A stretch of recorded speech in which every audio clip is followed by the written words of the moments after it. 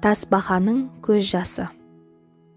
Дүниеде бір армансыз, қамсыз, уайымсыз жан иесі бар болса, ол тасбақа шығар деп ойлаушы едім. Мейір шөпті тауып алып, соны тістеп жатып, 100 жыл жасай беретін Құдайдың сүйген бір мақұлығы сияқты көрінуші еді.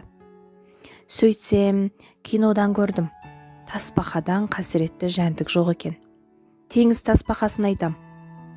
Теңіз тасбақасы баласын жұмыртқадан шығарады, бірақ жұмыртқаны суда туа алмайды. Теңізден шығып, жағалаудағы құмды қазып, жұмыртқа туып, құмға көміп кетеді екен.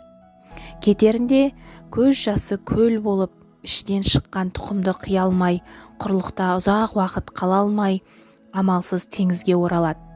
Міне, сұмдық сол сәттен басталады. Тасбақа жұмыртқасына алдымен адамдар әуес, тіпті жерік десе де болады. Адам сондай болғанда басқа жыртқыштарға не жорық?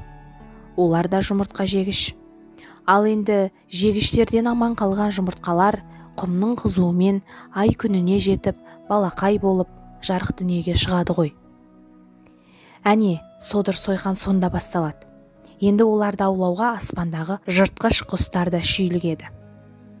Тумай жатып, жарық дүниеге келмей жатып, ажал аранына түсетінін жаратқанның берген түйсік арқылы сезетін балақайлар сол сезім жетектеп дереу теңізге жетуге асығады.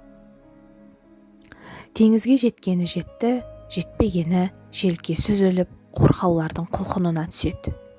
Бұл да бір кем дүние, арпалыс әлемі.